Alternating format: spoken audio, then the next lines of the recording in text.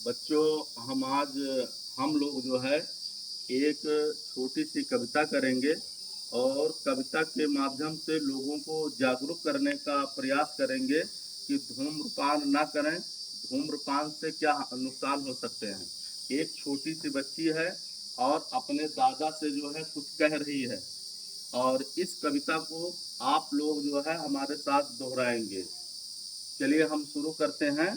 गुड़ गुड़ गुड़ गुड़ गुड़ गुड़ गुड़ गुड़ गुड़ गुड़ गुड़ गुड़ गुड़ गुड़ गुड़ सोड़ सोड़ सोड़ सोड़ सोड़ सोड़ सोड़ सोड़ सोड़ सोड़ सोड़ सोड़ सोड़ सोड़ सोड़ सोड़ हुक्का पियो न दादाजी। गुड़ गुड़ गुड़ गुड़ गुड़ गुड़ गुड़ गुड़ हुक्का पियो न दादाजी। खांसी बढ़ जाएगी इससे और आपकी ज्यादा जी। रात रात भर खांसेंगे, रात रात भर खांसेंगे, हो जाएंगे रोगी जी। डॉक्टर लेगा ढेरों पैसे, डॉक्टर लेगा ढेरों पैसे, तभी दवाई होगी जी। गुड़ गुड़ गुड़ गुड़ गुड़ गुड़ गुड़ गुड़ हुक्का पियो न दादाजी। चलिए आप लोग बैठ जाए, चालू करो, बैठ जाए। तो आज हम सभी लोग जो है सांस लेने में सहायक अंग के बारे में पढ़ेंगे। जैसे पहले हम जान चुके हैं कि हमें जीने के लिए ऑक्सीजन बहुत जरूरी है, सांस लेना बहुत जरूरी है। तो हम अपने फेफड़े के बारे में जानेंगे। हम फेफड़े से सांस लेते हैं, नाक और मुंह के द्वारा जो है हवा हमारे फेफड़ों में जाती है। तो कैसे क्या होता है इसके बारे में हम जानकारी करेंगे।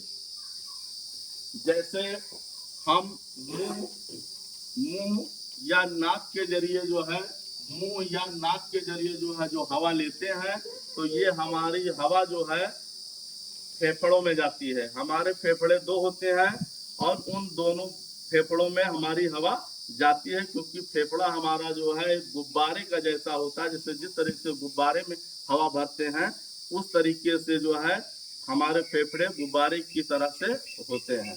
तो जैसे हम वायुमंडल से हवा लेते हैं, तो ये मिक्स हवा होती है, नाक के माध्यम से या मुंह के माध्यम से हमारे फेफड़ों में पहुंचती है।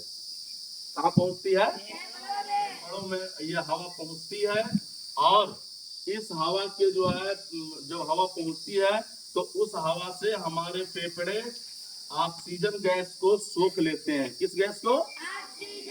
ऑक्सीजन गैस को सोख लेते हैं और बाकी जो है वायु को वापस कर देते हैं। जो ये फेफड़े हैं, फेफड़े के जो छोटी छोटी खून की नलिकाएं होती हैं, और इन नलिकाओं के माध्यम से हमारे फेफड़े जो है, जो हमारे लिए जीवन के लिए जरूरी गैस है, हमारी प्राणवायु है ऑक्सीजन, ऑक्सीजन को हमारे फेफड़े सोख लेते हैं। बाकी बची हुई गंदी गैस को फिर वापस बाहर कर देते हैं। तो इस प्रकार से हम लोग जो है श्वसन क्रिया करते हैं, सांस लेते हैं। अगर हम लोग सांस नहीं लेंगे, कुछ क्षण के लिए हमारे अंदर हवा नहीं जाएगी, हमारा नाक और मुंह को बंद कर दिया जाए, तो हम जीवित नहीं रहेंगे। तो इसलिए हमको जो है शुद्ध हवा, साफ हवा जो है फेफड़े के अंदर लेना चाहिए, और गंदी हवा जो है धुआं वगैरह से बचना चाहिए। जैसा कि अभी जान रहे हैं कि जब हम कोई धुआं अंदर लेते हैं, बीड़ी पीते हैं, सिगरेट पीते हैं, और कोई भी धुआं अंदर जाता है, तो ये धुआं अंदर जा करके हमारे फेफड़े की परत पर जमा हो जाता है।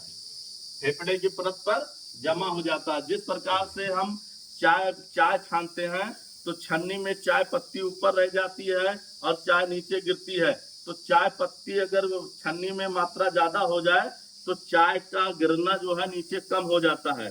उसी प्रकार से जब हमारे फेफड़ों में ये जो है कुछ गंदगी जम जाती है या धुआं जम जाता है तो हमारे फेफड़े जो है ऑक्सीजन को अपने अंदर नहीं ले पाते हैं, सोख नहीं पाते हैं, जिसके कारण हमें दमा की बीमारी हो जाती है, फेफड़े संबंधित बहुत सारी बीमारियां हो जाती हैं।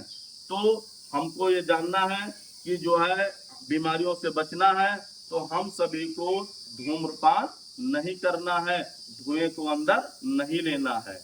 आप सभी लोग जो है देखेंगे कि जो वायु अंदर आई तो वायु में से ऑक्सीजन जो है चारों तरफ फेफड़े सोख ले रहे हैं और उसके बाद में फिर जो है जो बची हुई गैस है उसको बाहर कर देते हैं।